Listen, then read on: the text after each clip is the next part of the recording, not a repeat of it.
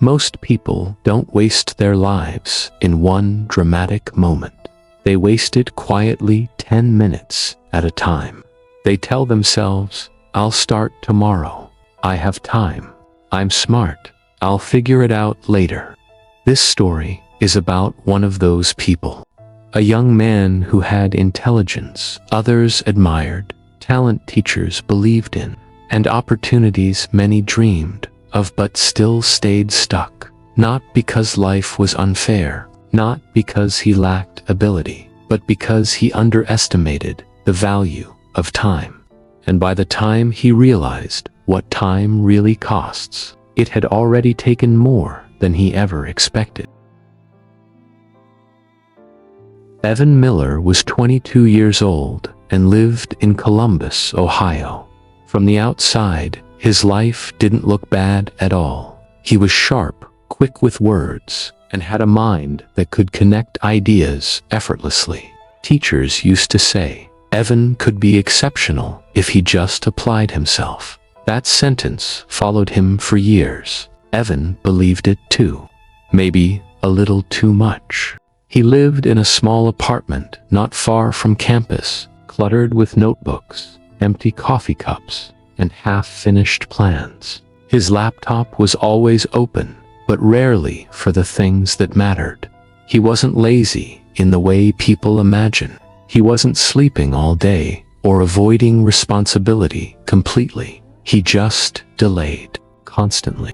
Assignments were always started the night before. Goals were always pushed to next month. Life was treated like a draft he could revise later. "I work better under pressure," he told himself. "I'm smarter than most people anyway." Time felt unlimited. Evan's parents worried, but they didn't push too hard. His father worked long shifts at a distribution warehouse. His mother managed a small daycare. They believed Evan would eventually find his path, but semesters passed, and Evan stayed the same. Graduation came and suddenly the safety net disappeared. While his classmates posted job offers on social media, Evan refreshed job boards with the same confidence he always had. Weeks turned into months. Rejection emails started piling up. "We've decided to move forward with other candidates." At first, Evan laughed it off. They don't know what they're missing. But confidence quietly began turning into anxiety. One afternoon, he ran into an old classmate, Daniel, at a coffee shop downtown. Daniel used to sit behind Evan in lectures, struggling to keep up. Now Daniel wore a clean suit and spoke with calm purpose. "Just started at a consulting firm," Daniel said. "Long hours, but I'm learning a lot." Evan forced a smile. "That's great, man, really." As Daniel walked away, Evan stared at his untouched coffee. He wasn't smarter than me, Evan thought. So how did he get ahead?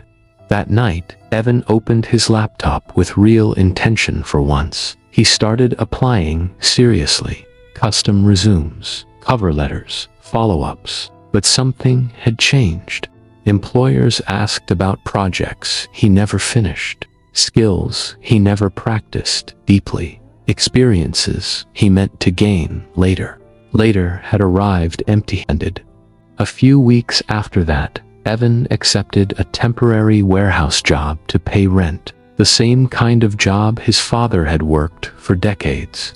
The irony wasn't lost on him. Every morning at 6 a.m., he stood under fluorescent lights, moving boxes, watching the clock crawl. His body worked, but his mind screamed, "This isn't where I'm supposed to be." One evening during break, he noticed an older man sitting quietly near the loading dock. His name tag read Mr. Harris. Mr. Harris had been there for over 30 years. "You're new," he said casually. "Temporary," Evan replied quickly. "Just until something better comes along." Mr. Harris smiled not mockingly, but knowingly. "That's what I said too," he replied. The words hit harder than Evan expected. Over the next few weeks, Evan found himself talking to Mr. Harris more often. Not about dreams or ambition, but about time. One night, Evan finally asked, "Do you ever regret staying here so long?" Mr. Harris paused. "I don't regret working," he said. "I regret waiting. Waiting to learn, waiting to try, waiting to start." That sentence followed Evan home. Then came the moment that changed everything. One Sunday afternoon, Evan visited his parents. His father looked more tired than usual. His hands shook slightly as he poured coffee. "I'm thinking of working a few more years," his father said quietly, "just to make sure your mom and I are okay." Evan felt something crack inside his chest. His father had given decades of time to survival, and Evan had wasted years thinking time was endless. That night, Evan couldn't sleep. He realized something painful but true. Being intelligent had made him comfortable. Comfort had made him careless, and carelessness had stolen time. The next morning, Evan did something unfamiliar.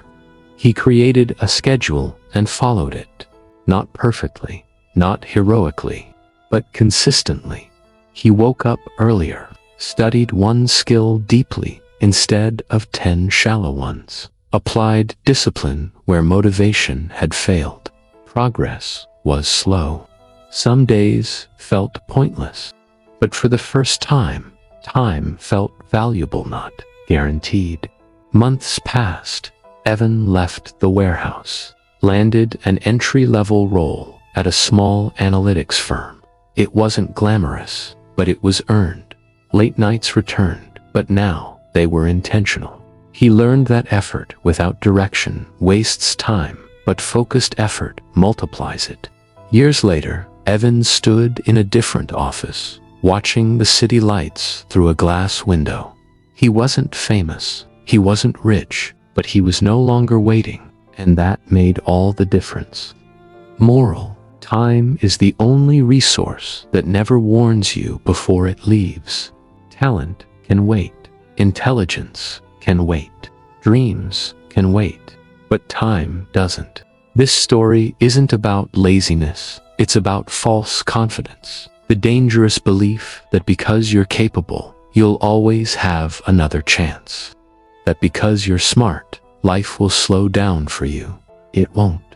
Time rewards action, not intention. Consistency, not potential. You don't lose years all at once. You lose them in excuses, in delays, in moments you choose comfort over growth. The most painful regret isn't failures, realizing you could have started sooner. If this story feels familiar, that's not coincidence. It's a warning and an opportunity. Start now. Not when motivation comes, not when life feels perfect, because one day later will ask what you did with now, and your answer will shape the rest of your life.